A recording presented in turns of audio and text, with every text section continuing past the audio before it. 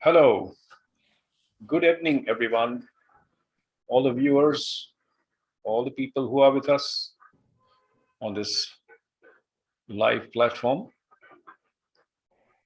And on behalf of the Arch College of Design and Business, a big warm welcome to all the distinguished panelists sitting together from incredibly different places, spaces, and professions to discuss matters that we are all passionate about. How design in this new, unpredictable world plays a governing role in bringing about harmonious livability. What would we mean by harmonious livability? So today's design culture dialogue, this is one of the series. Earlier we had on design leadership, on creativity, on society. This time we are having it on harmonious livability. So today's design culture dialogue will be gravitated around this main subject as a tributary part of the Pink City Design Conference, which the college has scheduled for 27th and 29th, 27th to 29th of January 2022. The theme of which is Form, Reform, and Transform.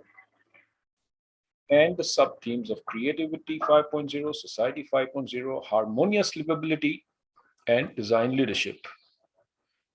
Now, coming back to what we mean by harmonious livability. See, livability describes conditions of a decent life for not all the people only, but for nature as well. It covers inhabitants of cities, regions, communities. It includes their physical and mental well-being also. Livability is based on the principles of sustainability. The spatial focus to improve livability is to take all dimensions that are relevant to livability into the account. And these are physical, social, cultural, and behavioral. And thus this subject of harmonious livability.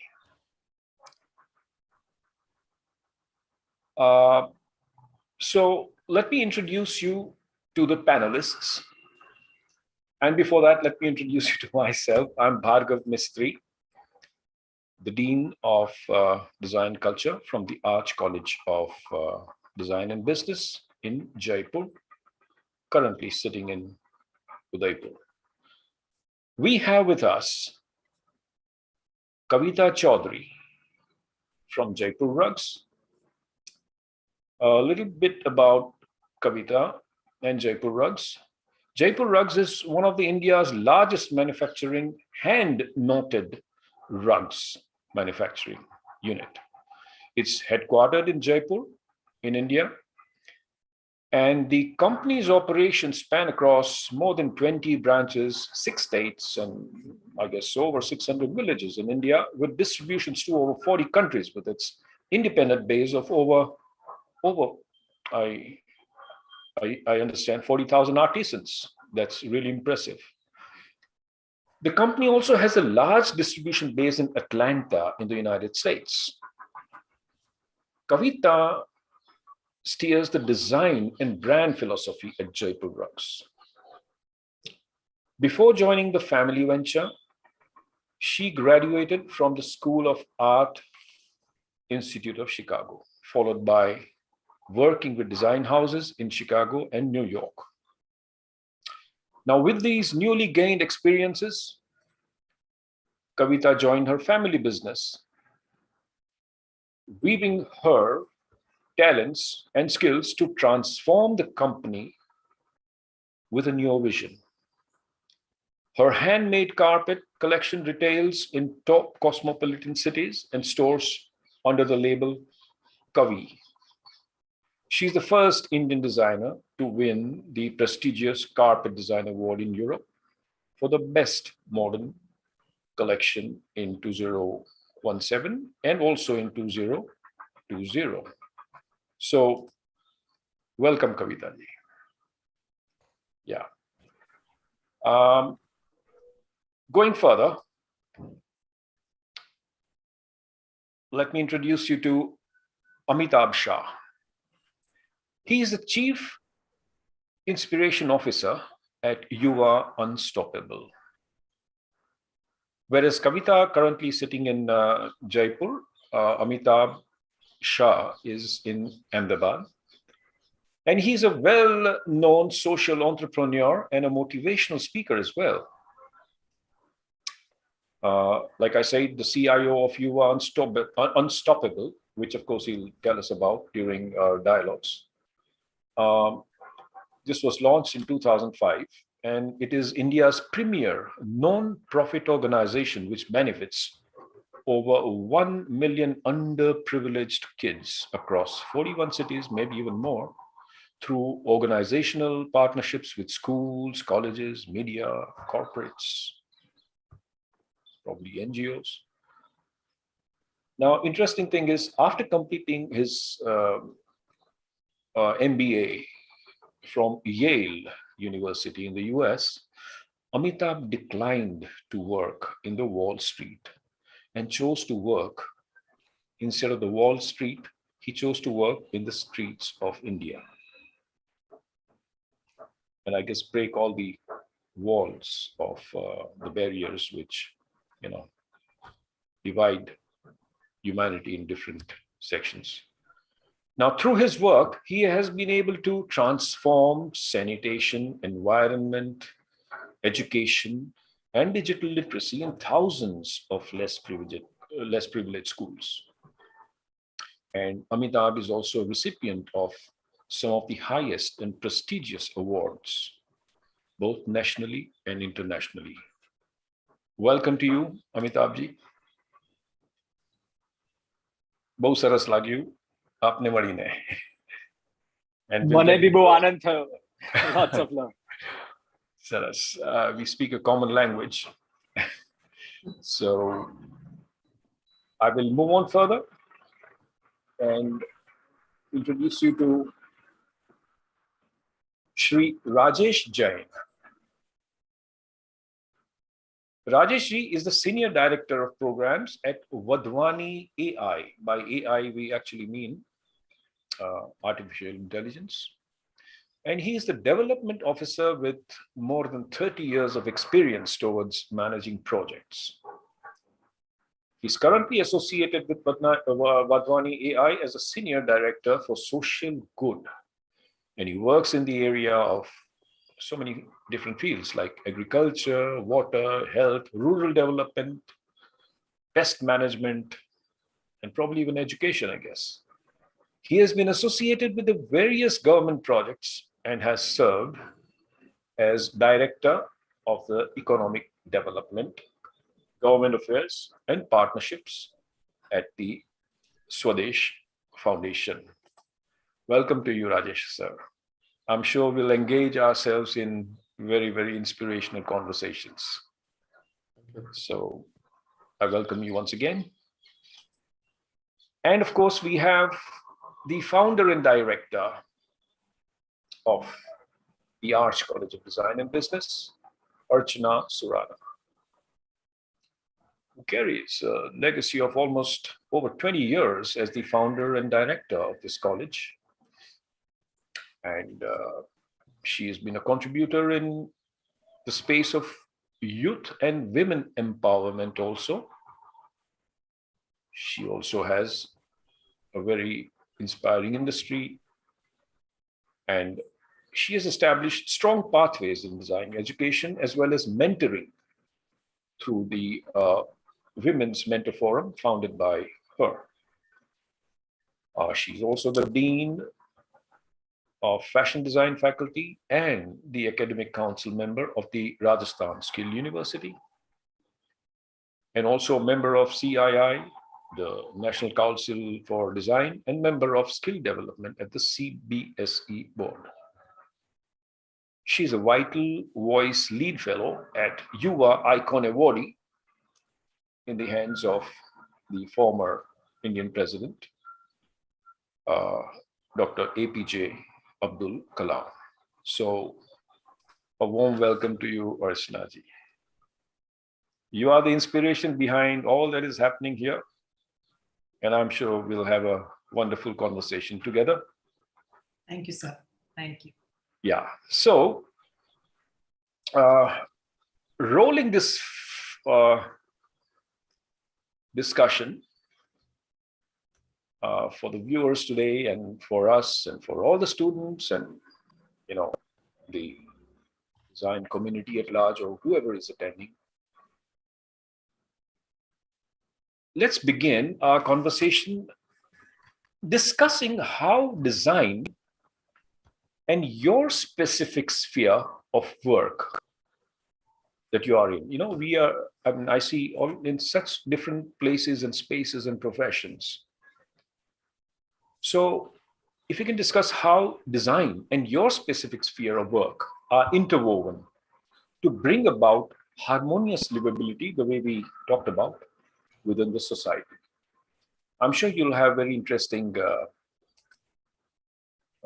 things to say about this. So I open it to you, Kavita, Rajesh, Amitabh. So. Sure, I can begin. Yes, Kavita ji, right. That will be nice. Please. So I think I'm more like an artist than a designer. So while I'm part of the family business, but the business side is definitely run more by my own family, and I'm the more creative side of the business. So it took me a while to discover who I was, meaning, I went to art college and I found out that, I like abstract art. It was more in late college, I discovered that I was more like an abstract artist rather than, anything else. So my own working style is very spontaneous. It's more like, going with the flow of things.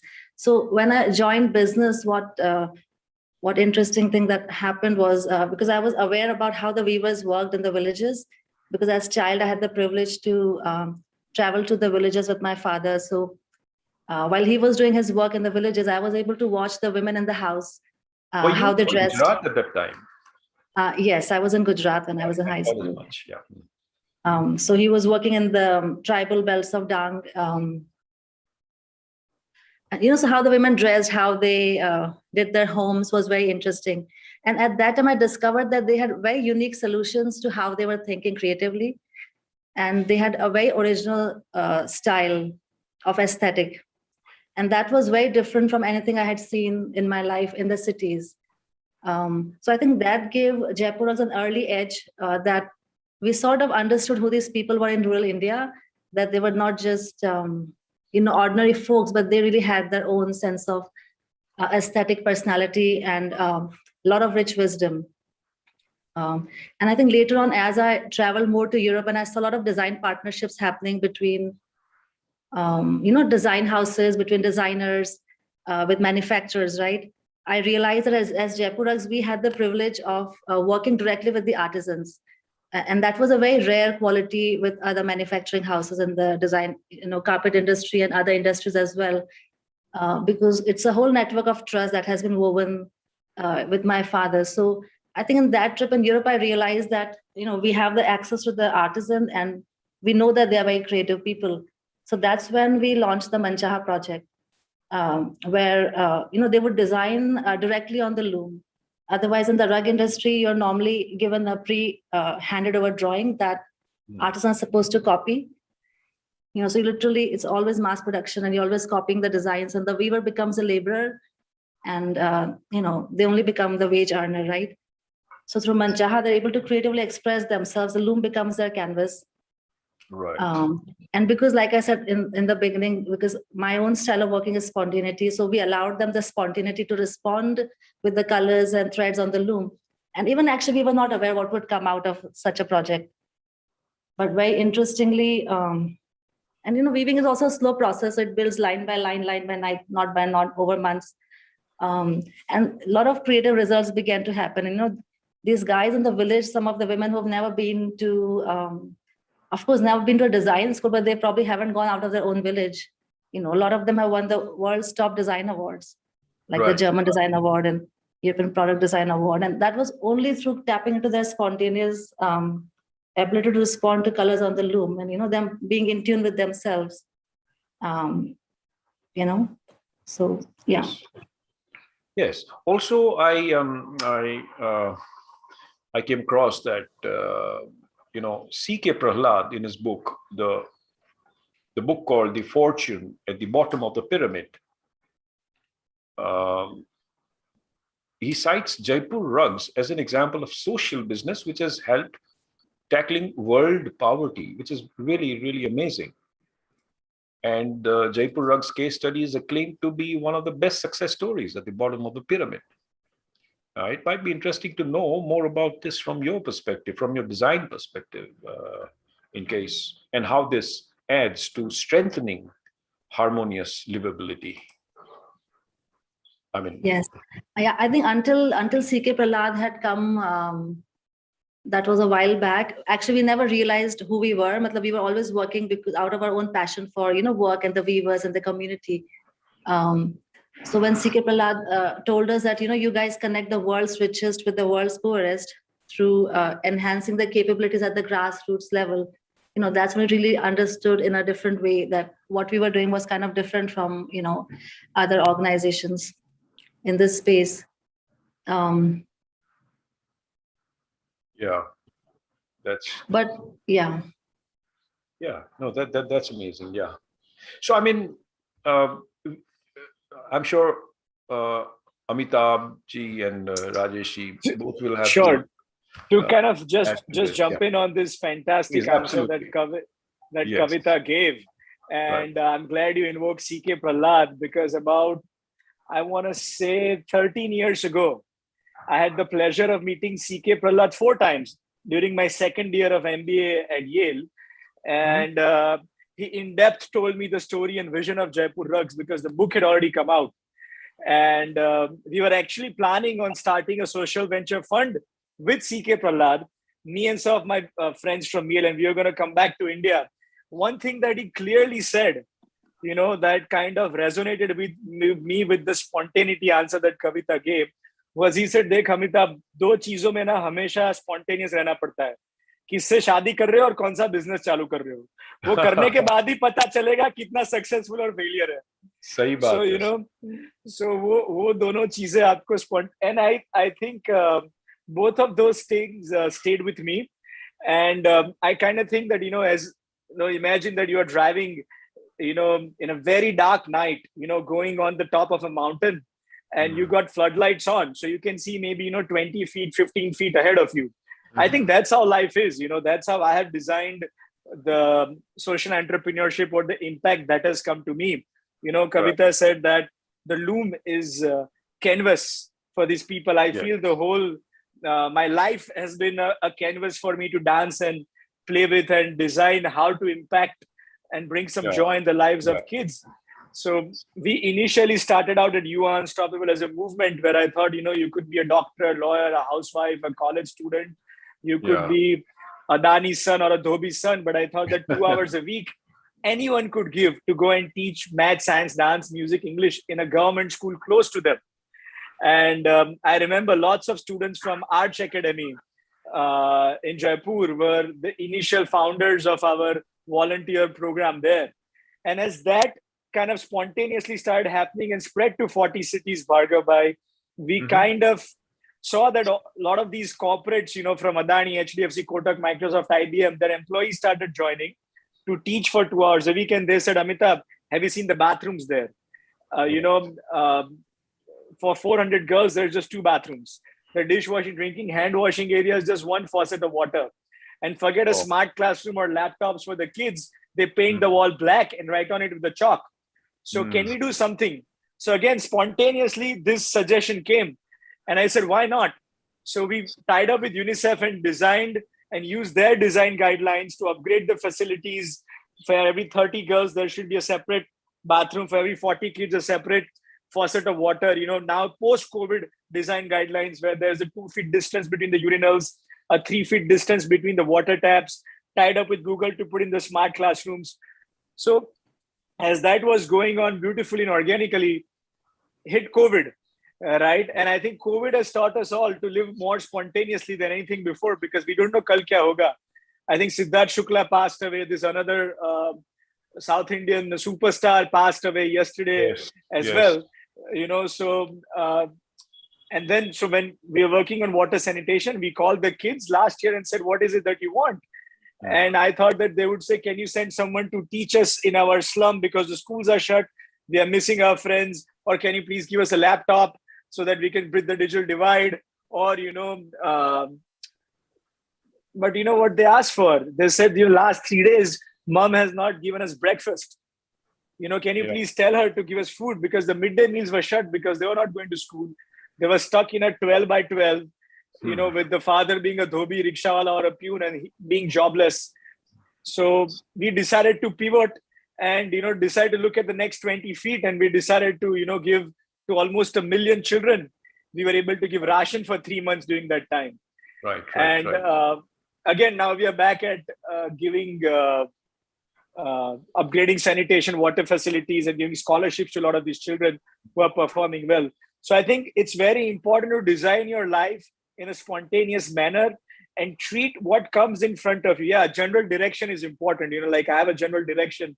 It gives me great joy when someone gives 5 rupees or 5 crores for charity. If someone gives 5 hours or 50 hours of their time and talent towards helping someone, I think a general direction is important. But in the end, I think if you design your life in a spontaneous way, it'll be more rewarding and fulfilling. And you live more harmoniously. Yes, spontaneity probably is one of the key factors. True. And probably, I think Rajesh ji also might have something on similar lines, or if not similar, at least it will, go within the same framework of harmonious livability. So, Thanks, with your experiences in, let's say, it's really intriguing to understand how artificial intelligence has been used as means to bring about transformations in various domains, like, as you say, agriculture, health, and even COVID management, I understand. Now, if you can cite some examples or case studies in different areas, such as pest management or whatever, it will really help us understand how important this, I'd say, otherwise understated work is. I mean, so. Well, thanks, Bhargav, and I do echo with Kavita and Amitabh on the way that their lives have kind of brought them spontaneously into the area that they are into. And I will just go back before I talk about AI. I will go back to my world. I have a commonality with Arch and Archana, that I am also from Jaipur. These days I've been in Mumbai for the last 8-9 years.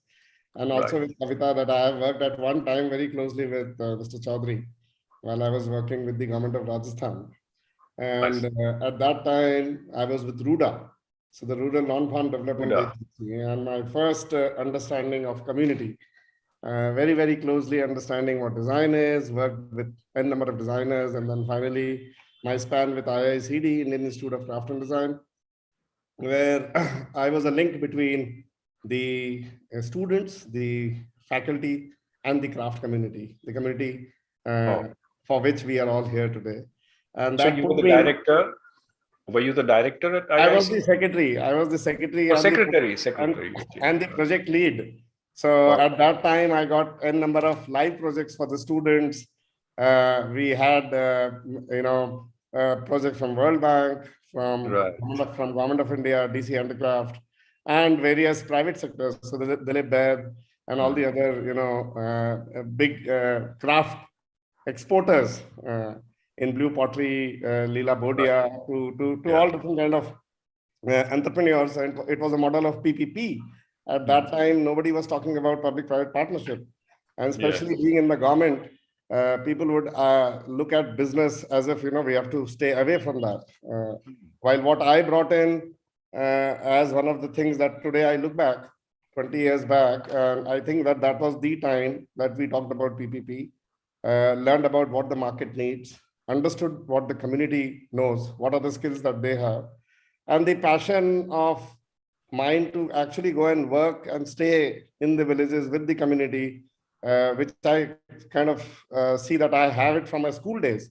While I was in a boarding school, we had adopted a village, and I was the secretary of Social Service League. I don't know, that went into my blood, and I finally decided that instead of working in the government, let me work on the other side and join the not-for-profit sector. So since then, it's been a journey, almost like 20 years now. I've been working in the not-for-profit sector. And at Swadesh, I worked with something like what Amitabh just said. We built about 12,000 toilets for different schools. Definitely the separate toilets for boys and girls, and education being at the center of it, especially the girl child.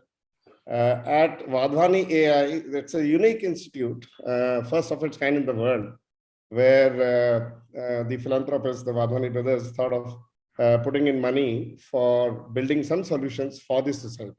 So at this time, when AI is largely being used for profit by all large companies, whether it's Google or Microsoft or Adobe or Facebook or anything that you call about, have come up with various applications every day, which are all AI enabled and make a good amount of money.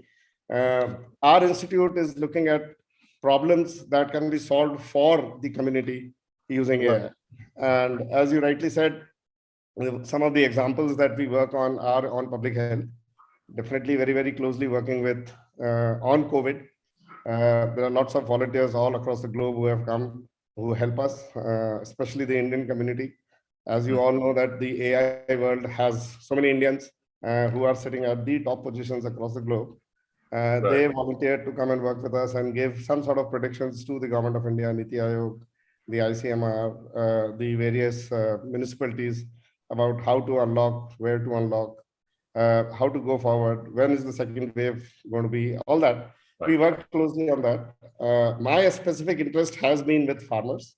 I have worked in a long time for non-farm activity, and that's when it was carpet, Kavita, and then it was, so many villages. Stone industry has been very, very close to me. But then we realized that in India, if you really want to impact the livelihood of people, you have to work closely with the farming community. So it's been over 10 years now that I have been working with farmers in various capacities. One of the major threat to Indian farming is that the land size is decreasing. The climate change has become so so treacherous for the farmers that they do not know when is it going to rain, when do we harvest. All those seasons over so many years that they have got as traditional knowledge from their parents is changing. And the farming is no more. It's a business at high risk. So at that level, if we are able to use some sort of intelligence, the artificial intelligence, some sort of technology, as we call one of the topics that Archana was mentioning here, which is really great, is how do you match the biosphere and the technosphere? So how do we kind of actually bring in technology to balance the biosphere? See that there is optimal utilization of pesticides. We all as consumers do not consume a lot of end products with pesticides in it.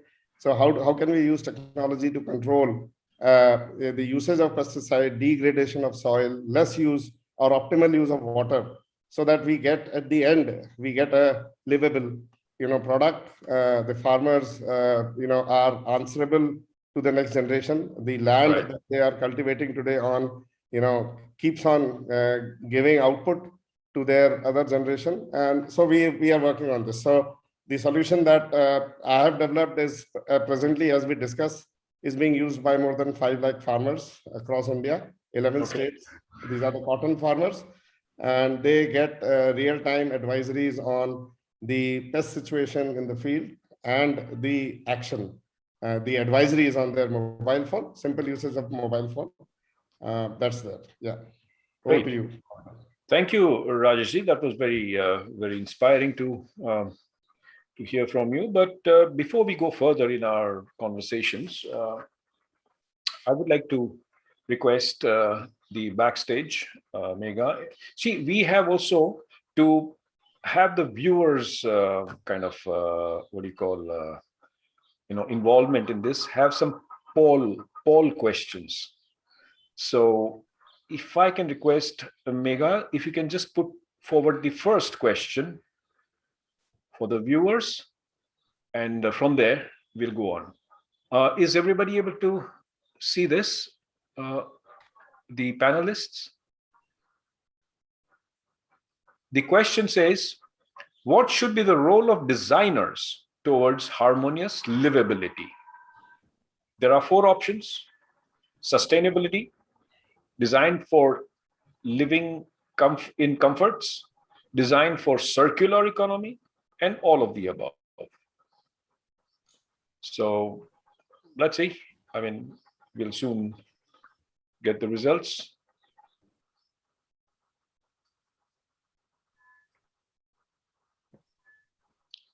In fact, you can display the results later. The poll has already gone, and I guess we can take our conversations further. So I'll remove this from here. Okay. It says all of the above. So we had sustainability, designed for living comforts. Somebody's talking about sustainability. That's almost 50%. And 67% for all of the above. Sustainability is going down to almost 17 now. And there is nothing about design for living comforts and design for circular economy. So it's between sustainability and all of the above, which covers designing for circular economy and comfort. Interesting. It may even give us some cue into taking our conversations further.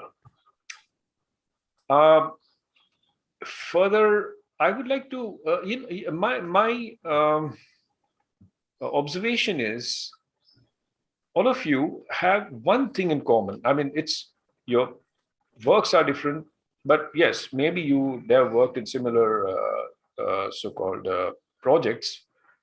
But at the core of it all, I see a deep involvement of empathy, understanding the needs, understanding the root needs, rather than just superficially creating solutions, which also becomes the riding factor of design thinking, critical thinking. So that's really nice to know. But I would like to ask, and especially even Kavitaji, being trained designers and working in societies, the upliftment of society, the upbringing, and taking the economies further, giving them more confidence, giving them a good life, design plays a role. It may not be directly. It is through the medium of empathy. And if you have any snippets about how each one of you may have encountered this, and subconsciously or consciously, how you would have taken it forward.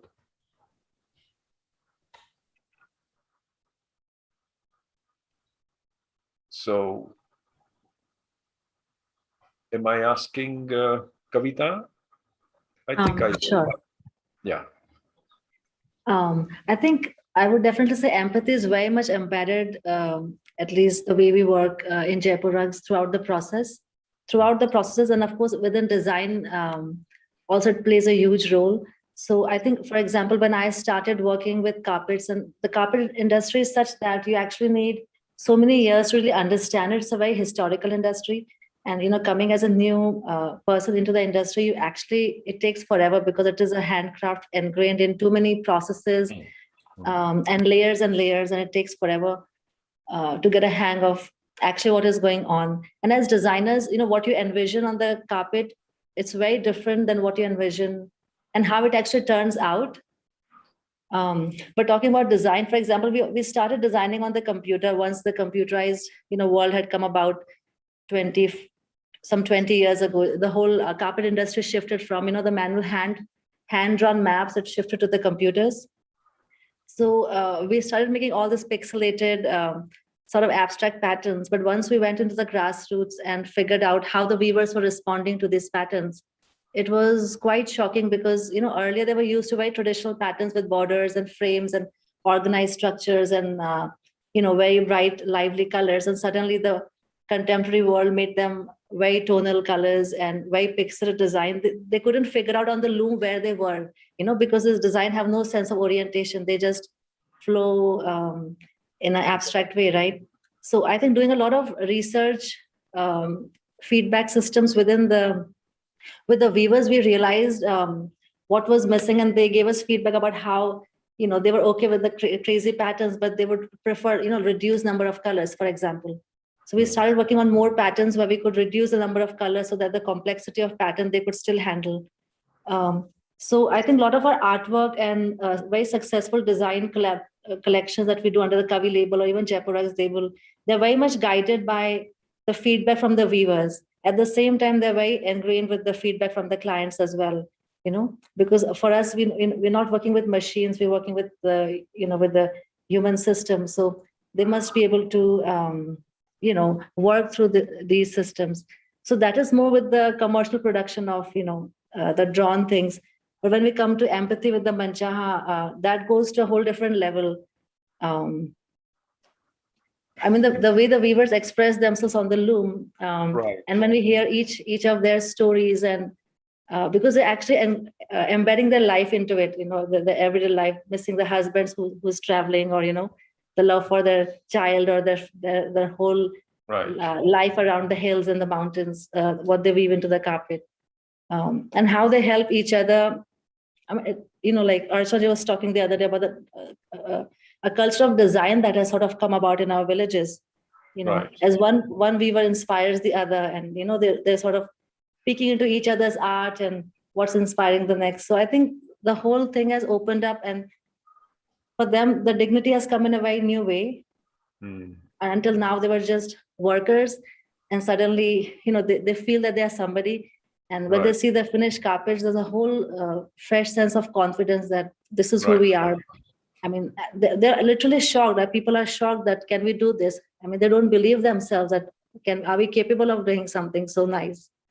And I think just because of that, the whole community is very touched, and I mean, Rajasthan itself has a very warm culture, but then when they get the confidence, and they're able to bring down a lot of the social barriers, like a lot of the husbands are overpowering with the women in our weaving community. So those relationships have completely transformed because the women have been empowered in a way that everybody's appreciating them. So the husband can no more play that power game over them.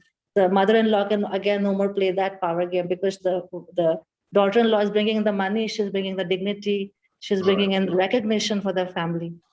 So I think the whole culture of empathy is able to spread in the villages. Very interesting. Through this kind of work.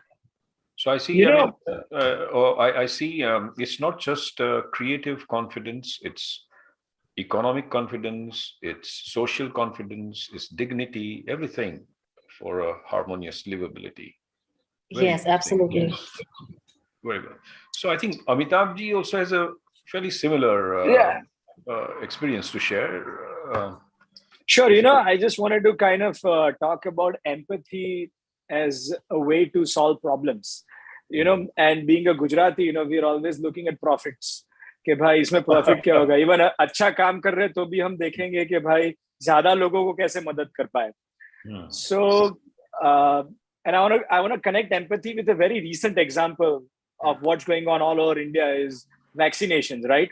And we recently hit 100 crores, but still there are many villages, right? Many blocks, many villages across the country in rural parts where there's 2% vaccination or 5% vaccination. There is some kind of hesitancy, right? So just browbeating there and pushing them and telling them, look, you must get vaccinated or you'll die, or, you not getting vaccinated is not helping us bring the numbers together that we want to showcase to the world. That's not really going to help.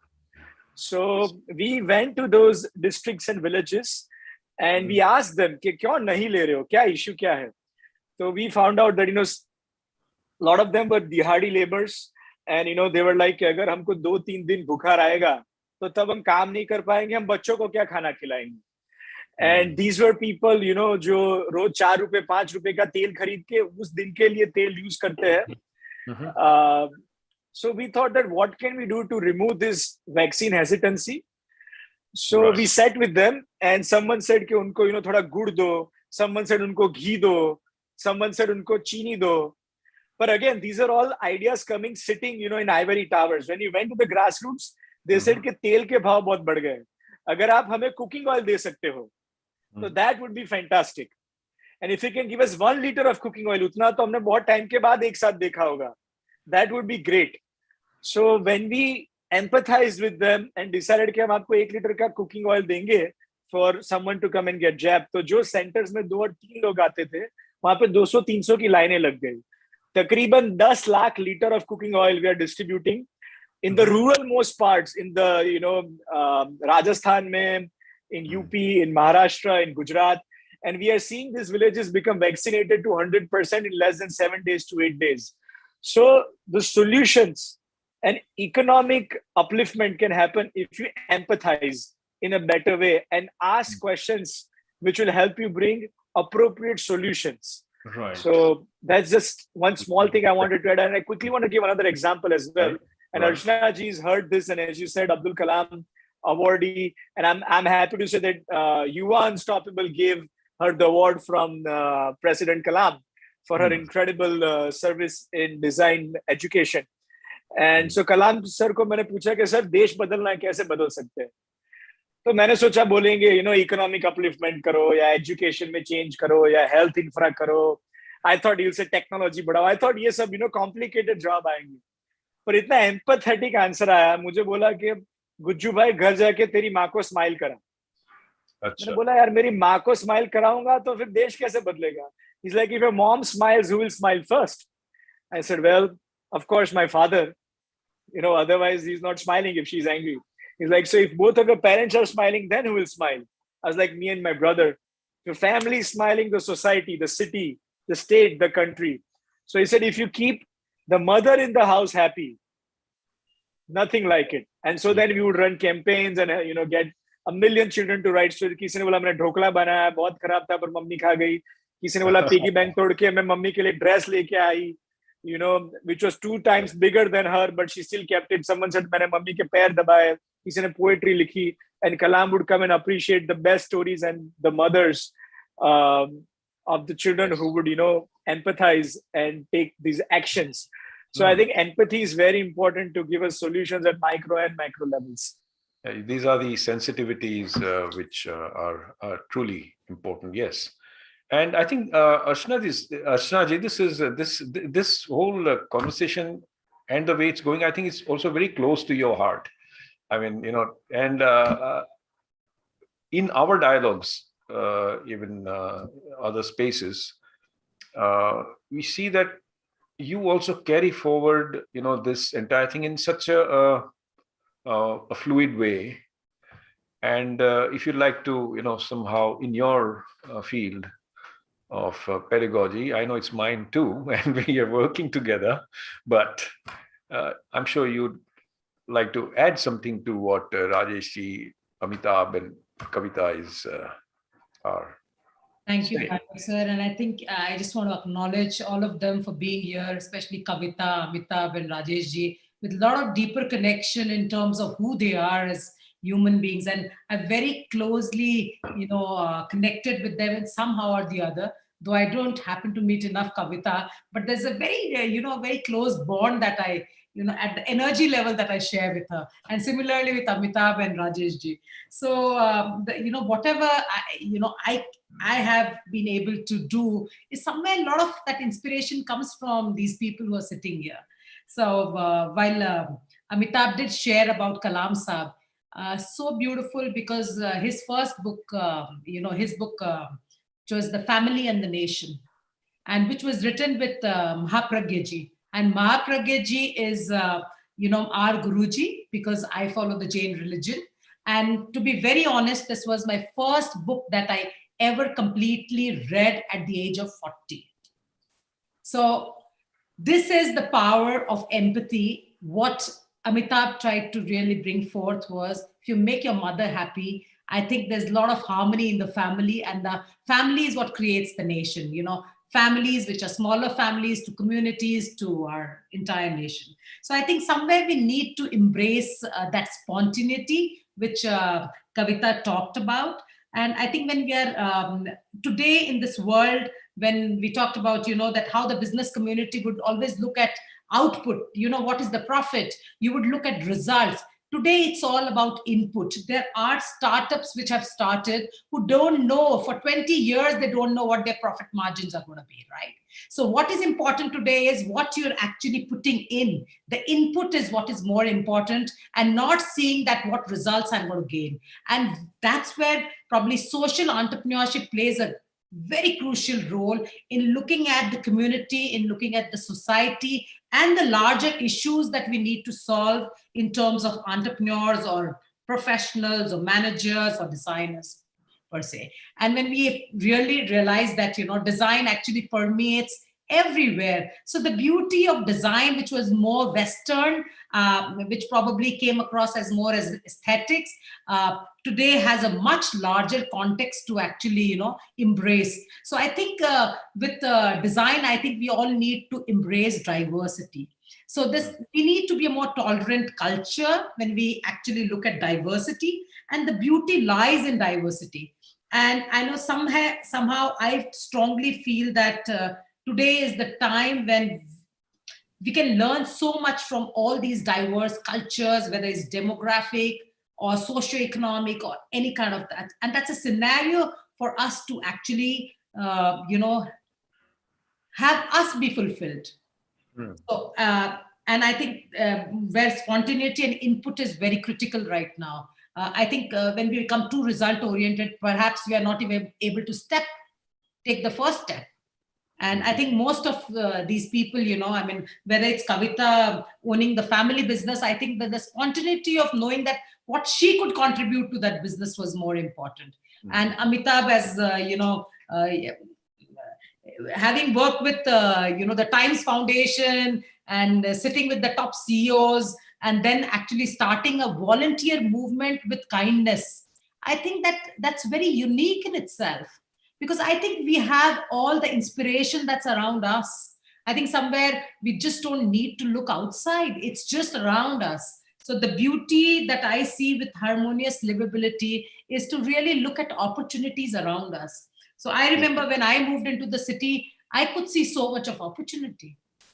And today we have a design school, and like what Rajesh sir talked about, the community, the artisans, talking about Leela ji, or the working with the development commissioner, handicrafts.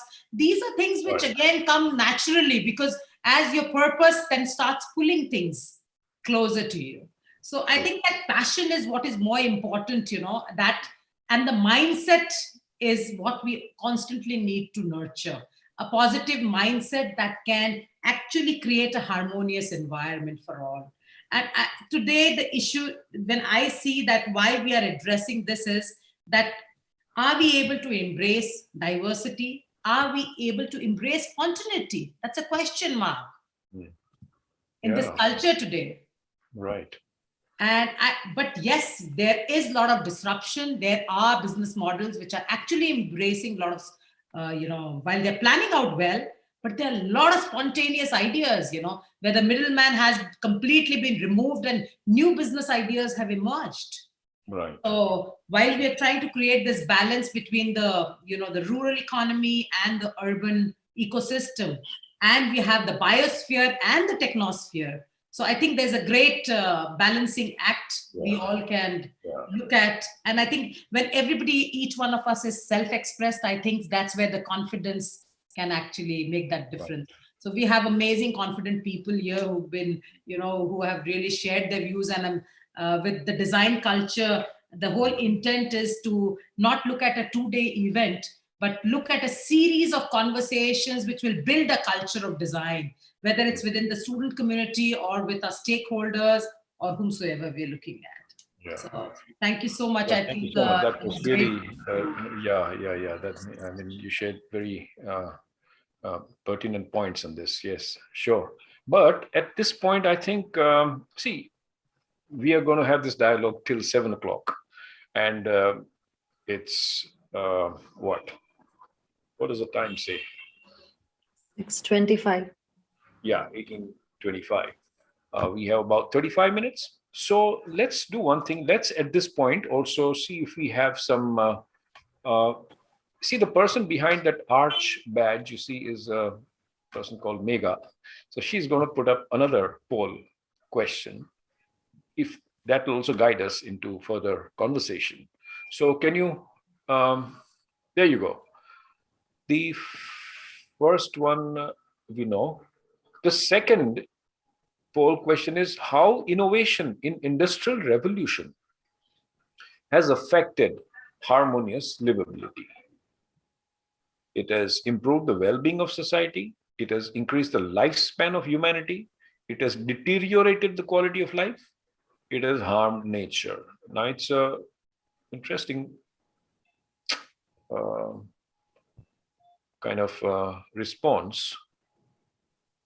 Most of them say it's improved the well-being of society, the industrial revolution. And the second is this thing, it has harmed nature. Yes, that's true. It's deteriorated the quality of life. It's increased the lifespan of humanity. So thank you, Megha, for sharing this. Now, I don't know. I mean, if I have to kind of relate the same kind of a situation, the same kind of a question in your situations. See, one thing we are doing is at least design is no more what it used to be, and it is constantly changing, and I would not even say evolving. It's changing. The contexts are changing. Sometimes the context broadens, sometimes it becomes shorter, sometimes it's in pockets in different places. The contexts change. Along with it, the outcome also affects not just people but nature, like technosphere, biosphere, as you're talking about. So in your cases, like in integrating, say, artificial intelligence in kind of societal needs, would be interesting to understand, and likewise for even Amitabh and Kavita. So if Rajeshi would like to throw some light on this. Sure. I think that's an important topic that Bhargav you brought. So at the time that we are talking about human intelligence and the empathy to kind of help the society to grow, we have these machines now and the artificial intelligence coming in to see how we are able to make a difference or make a better living for the people on this earth. And that's where I think there's a huge role that designers are playing and need to play. One, it's all about understanding the people needs. So until unless we don't go deep into understanding and doing a good design research, it really becomes impossible to understand for whom we are building a solution or the product. How much of need is it for them? Human-centric design becomes so important. Especially when you are designing technical tools, technical solutions, technical products for people, which they cannot feel in hand, but they react to the way they want to feel. Then it becomes so important where technology is going deep into the community, but without understanding deep into how the community is going to take this. I think there's a huge role for designers. For example, the localization, say the local language. Now we see that everything is not in English. In India, there are 15 languages where there's conversion of various usage. For someone in Rajasthan or deep in Gujarat, what will he understand? He doesn't understand Hindi. Forget about English. So it has to be in Gujarati or something in Punjabi. Then going deep in understanding whether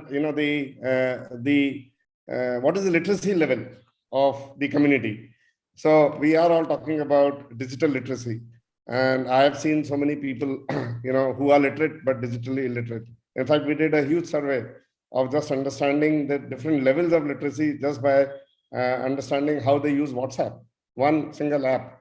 And we classified them into 5 different zones, saying that someone who is digitally illiterate would just be able to receive, a message. He's not able to even forward it. Someone who is at level 1 will just be able to, read, not read it, but see it, because he is illiterate. He's not even able to read the message. He's able to view and listen. Someone who's able to create a content, just forward it, but by saying, adding a smiley or putting in something is a little more literate. And someone who's able to create a content himself is kind of literate.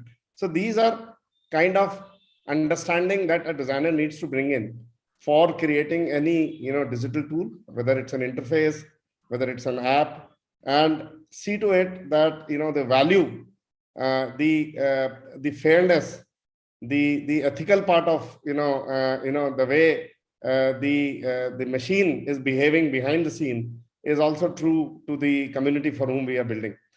We need to be open. We need to be fair. We need to let the community know that, this is a machine giving an output, so it has chances to fail.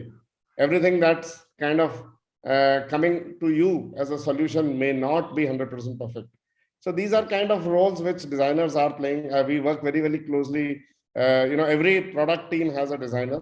And I'm so happy to see the way my understanding of design in 2000, when it was truly, truly towards a product which was physically in our hand, to understanding how a designer plays a critical role in understanding the community, understanding the way of life, writing the user needs in today's world where technology is being used as a product by these communities. Yeah.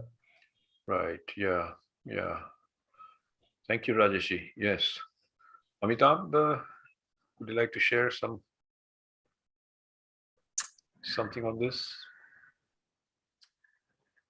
I kind of do want to talk about AI a little bit. So I had the pleasure of having a couple of dinners with Jeannie Rometty, who used to head IBM. She was the CEO, and she's considered to be the mother of AI and Watson and whatnot.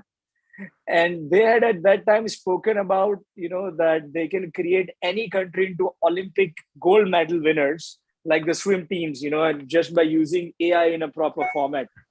So I think what Rajesh ji's foundation is doing, it's quite unique. Be it farm, be it health, be it education. I think to bring in AI, I think you can create an impact at a massive level, at a huge scale. So I congratulate him and the Wadhwani family for that incredible initiative. At the same time, I appreciate his understanding of that at the end of the day, it's AI. The greatest technology in the world is this, which I think it's love, and all of us are here because of our common love for Archana ji. I think that love is the greatest design made by God. If it was not her and someone else inviting, we might have been busy or कुछ ये आ गया वो आ गया करके excuse कर सकते हैं. पर जब प्यार मोहब्बत होता है तब automatically I think it's the greatest intelligence, and it kind of brings us all together. And also what she spoke about, she kind of reminded me of a story called Acres of Diamonds, where there is this guy who goes in search of finding diamonds all over the world. He goes excavating and खोदते रहते in Brazil and Japan and China and Germany, and he cannot find gold anywhere. He cannot find the diamonds anywhere. One day he comes back home, and as he's walking inside his house all dejected, he trips on a stone and falls, and he sees something shining in the garden where he's fallen down in his own garden. He starts digging, and there is gold there.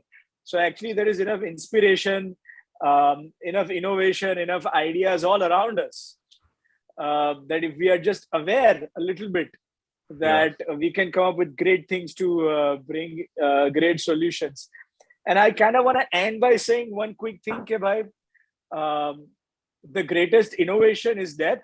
हम सब, and a common destination that all of us share is death. हम सबका राम नाम सत्य होने वाला है, no matter if we are a billionaire, a trillionaire, a designer, AI head, educator, no matter where we are from, that is going to happen one day.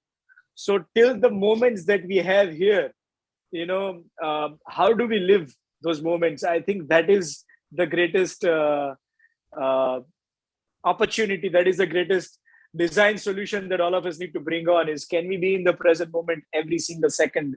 And if we can do great things. And I see a lot of great leadership around us, be it Modi ji or be it someone like a Dhoni, who I feel, having interacted with them, that they do live in the present moment, or even a CK Prahlad. So, and Archana ji's Vipassana practices has definitely helped us. I've seen her evolve into living a lot more in the present moment as well. So I think these are the things which are very important to us, no matter what field we are from. Absolutely. And to be aware of those. Yeah.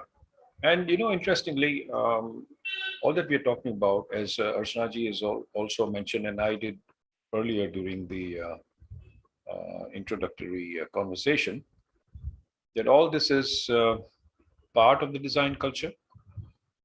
All this is part of a design culture, and especially these design culture dialogue series, being one of the tributaries to the design confluence which we plan to have. And I think at this point in time, it'll be a good idea if Megha, you would like to share the Pink City Design Confluence information for all the viewers, culture, and especially these design culture dialogue series, being one of the tributaries to the design confluence which we plan to have. And I think at this point in time, I hear my own voice, recorded voice. It would be a good idea if Megha, you would like to share the Pink City Design Confluence information. Okay. For after all the culture, and especially these design culture dialogue series, I will, being one of the tributaries to the design confluence which we plan to have. And I think at this point in time, I hear my own voice, recorded voice. It would be a good idea if Megha, will you stop sharing this for a while? Megha, you would like to share. There was a very interesting technical glitch. Yeah. I was quite enjoying it, actually. Yes. I was talking to myself. Anyway, you know what? Let me put it this way. Archana ji, I think there were a question or two about in the chat that I saw about the international courses at Arch. If you'd like to, connect it with this. Okay. So, okay. So while we can have another forum where they can personally contact me and I can share these details, just to let them know that education has a larger purpose. It's not about degrees. It's about making a difference to your own life and the people around you. So I think when we talk about design education, it's a very holistic way of learning and sharing and doing. And that's what is very core to design, because design has helped me self-express myself. It has helped Kavita, helped us, how her creative skills could be used for the business development and the community. So there's a larger purpose when we look at any kind of a degree qualification. Whether you want to study in the country or you go abroad, it really doesn't matter. What is important is how you embrace this diversity of learning from different cultures and how you can actually learn and adapt to your environment. So what is important again is why Amitabh went to Yale and came back to India, or Kavita went to Chicago and came back to India. So if you want to study internationally, yes, that's a right context. Maybe you're learning from the best of other cultures and probably looking at in perspective to what is possible in your own space. So I think that's a great opportunity, whether you take up an undergraduate program or a postgraduate program. You go through our international study abroad possibilities where you complete a degree in just 1 year, or you do a 4-year degree in design. Ultimately, it's not what the piece of paper is going to mean for you. Yes, maybe on certain documentations, it might be relevant, but what is truly relevant is that education needs to serve a larger purpose. And if you can drive that purpose while you're studying, I think the purpose of education would be meaningful.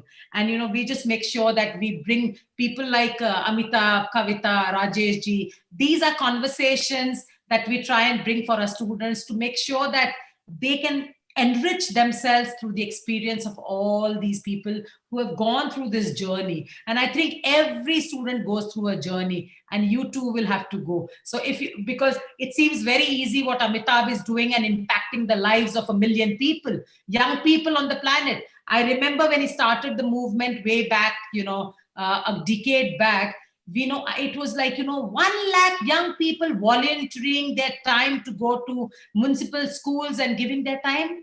Today, it's become 1 million people, right? Revamping the toilets for the girl child, or for anybody for that matter, just making sure that the community living is much better and education has a larger purpose. So do we see that how we all have to evolve, right? So education helps us evolve to become better human beings and be the best version of ourselves. And I think whether it's Rajesh going to Scindia School and working with the Vatwani Foundation, and AI being a whole new domain from a non-farm to a farm sector to an AI sector, I think look at the diversity of knowledge that exists on the planet. So design has the power to embrace this diversity. And I think anybody who's today thinking of design education is actually ahead of the curve, because design never deals with the present. Design always addresses a future related issue. While we're talking about spontaneity and still seeing a future, can you imagine how visionary is a design course? It develops your vision to actually be empathetic, to be able to see what really lies around you. So that's where I would say, for me, that's what design education is, or any qualification in design. Absolutely. Yeah. Whether you do, clothing, you do jewelry, you're always looking at, creating opportunities for people or solving a problem around you or a challenge that is, inspiring enough. Yeah.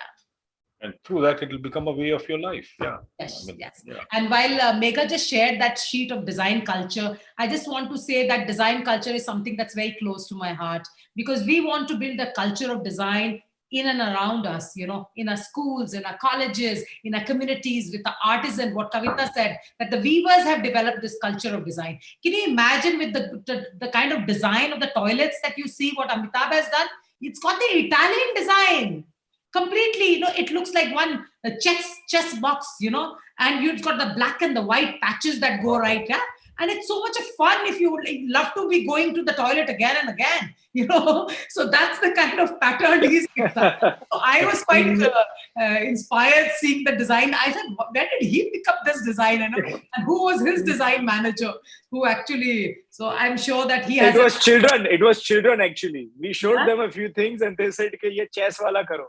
Oh, wow. That's interesting. So even Kavita said that the women, when they're doing the Manchaha, it's about empowerment. It's about their confidence. It's about their self-esteem, and how they have expressed, you see something what is behind Kavita's, background is the Manchaha carpet. So this is where you don't have a design pattern. Anybody would come and weave in anything. And it creates a beautiful scenario. It shows the village culture, the new lifestyle, what they aspire for. I think it's beautiful to have people really express themselves. Yeah. So I'm sure that while AI gives us a lot of systems and processes, the art and creativity is all over our place, and that's what we try to address in design culture. We've got 4 sub-themes.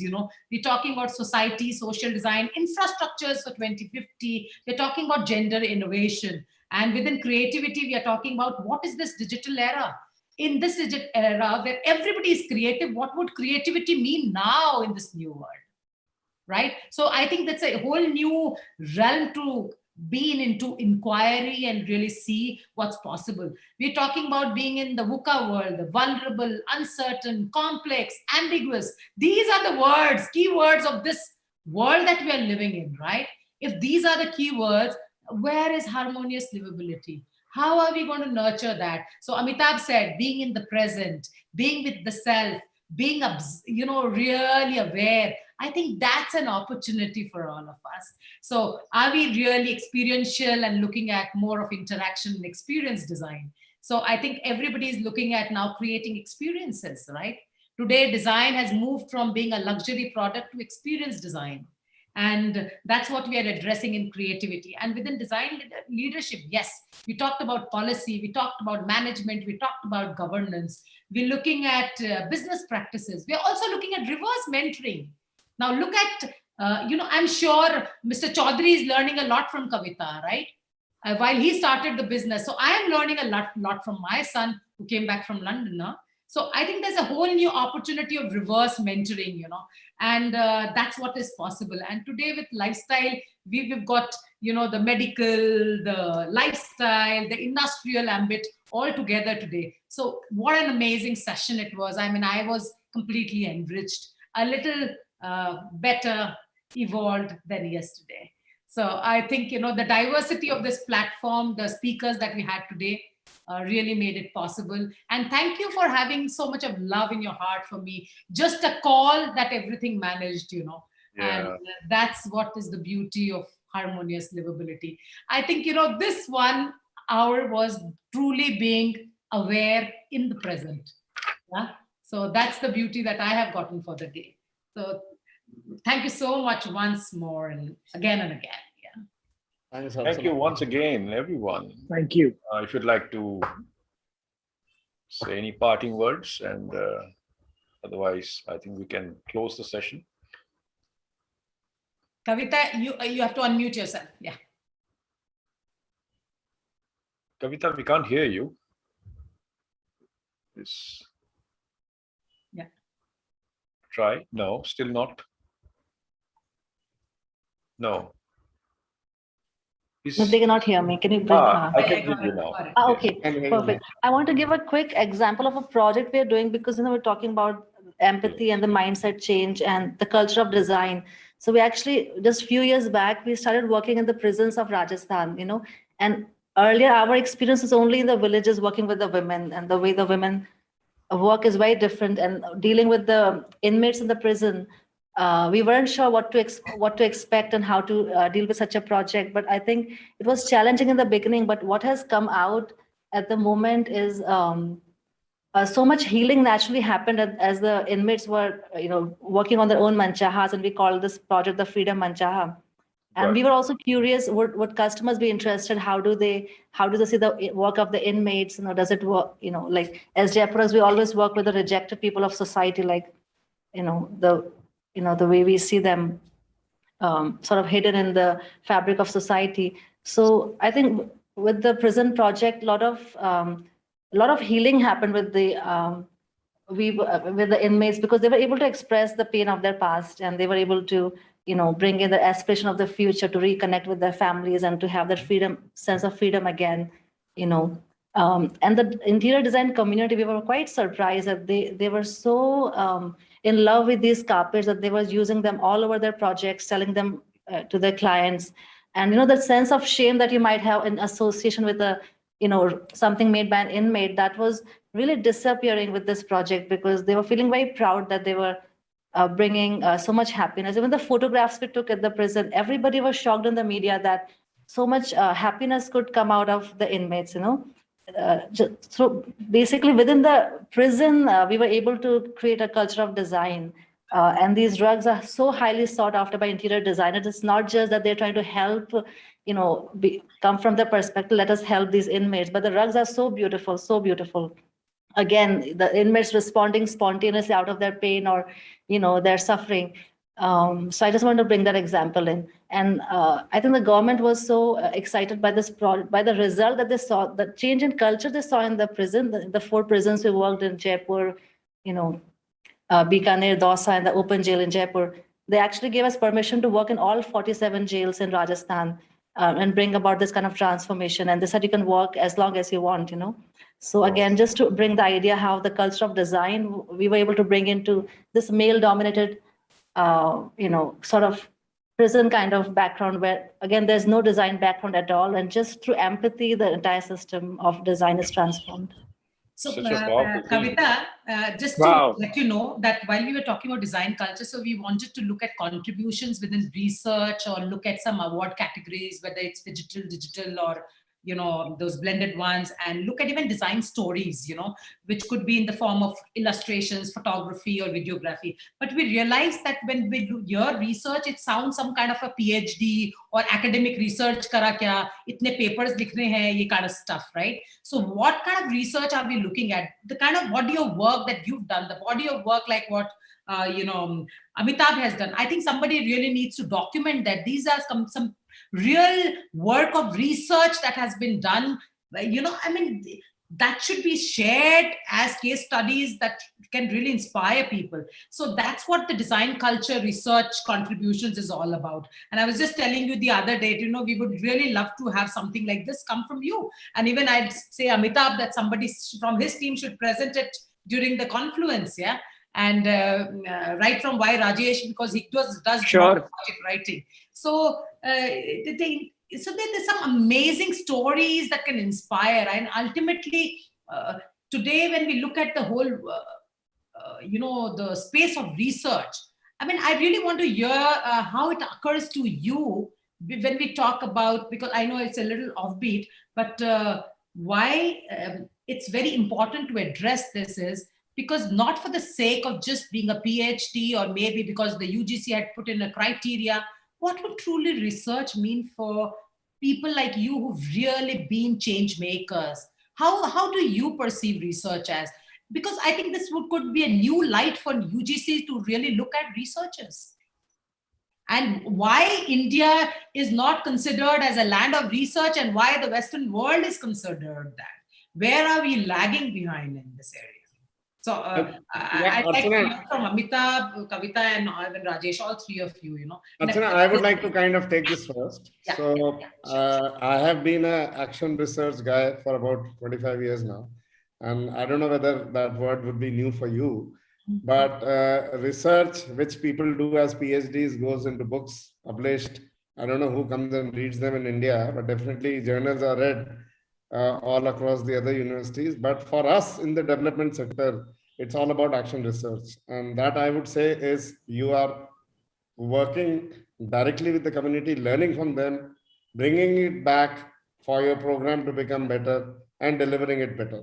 And I think that's an area where there's a lot that can be written. There are few who have written. Practitioners have done quite a lot. And I think for design, definitely anything that goes, I was just mentioning about, design research before anything is done is actually research where you want to understand the people, the product, the placement, the affordability, the best usage of material, the longevity, the win-win situation. Now, anything and everything is only will happen once a designer has done his research. Why can't we publish these kind of researches so that the legacy is carried forward and all the designers know how to actually do this research, which is in action quickly in front and not in years. Yeah. Thank you so much. We are resonating and we are actually so synchronized in our thought. And 10th November is the last date. We'll really request you to actually, in your communities, do spread the word. We'll love to have such people share because the international community is going to be there. And this is all going to be put into a set of proceedings that we're going to publish as well. So it would be very interesting. So Amitabh, you have a view about research and Kavita, I'm sure. And thank you so much. That was a very interesting perspective at action research. I'm learning a lot today. So action research is a word I had not heard before.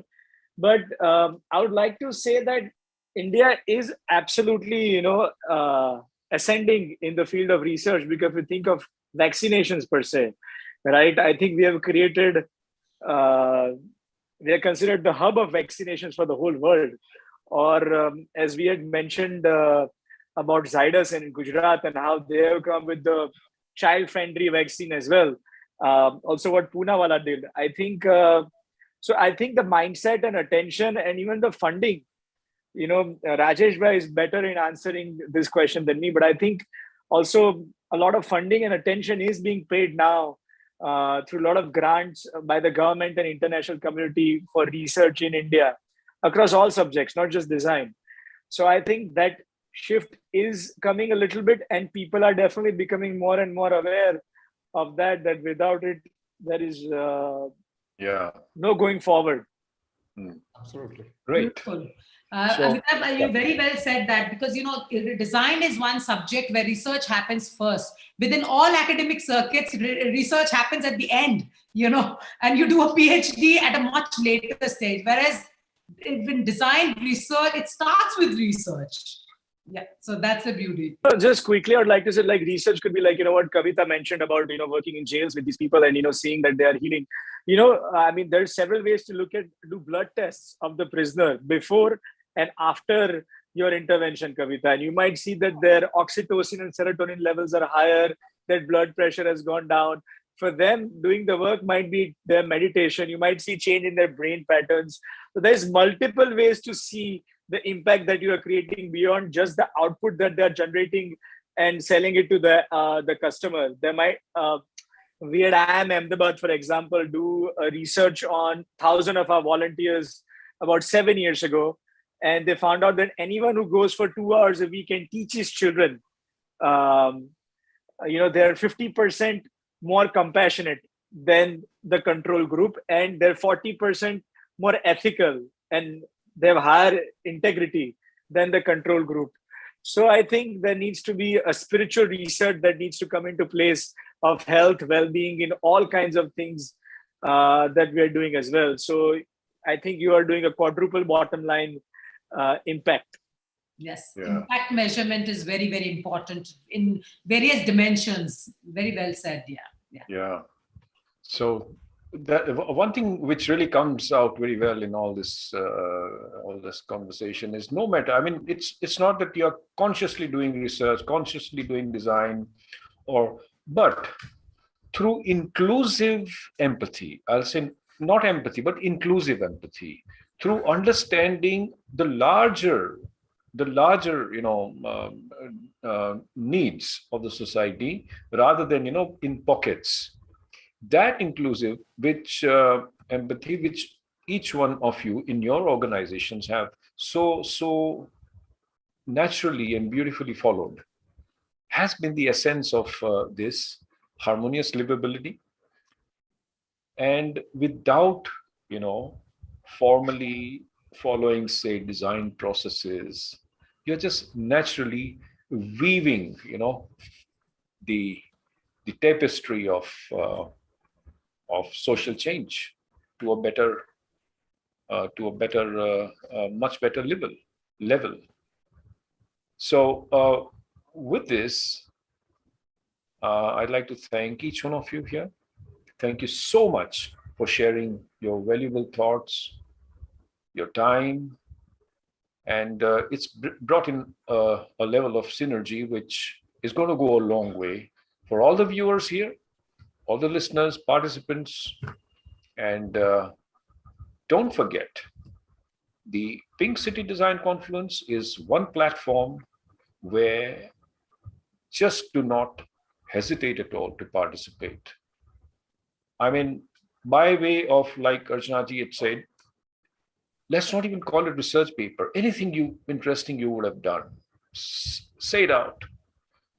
Any design stories you may have, take pictures of it. Take a small video clip and show what observation you made. It could be something amazing. I mean, every day we walk around, I mean, we see something, but we become so blind, insensitive, that you just can't see that. And yet it is there. So record it. There are design awards. I mean, things which you may have ignored. Pick it up, represent it well, and there you go. So it's a wonderful platform. And once again, thank you so much. And have a great Diwali. Yes. Not very far away. And this does not mean the end of our communication or interactions. let's call it the beginning. And let's stay connected. Happy Diwali, lots of love. Thank you all. Avjo. Thank you so Thank much. you. Thank you so Thank you, much. Avjo, everyone. avjo.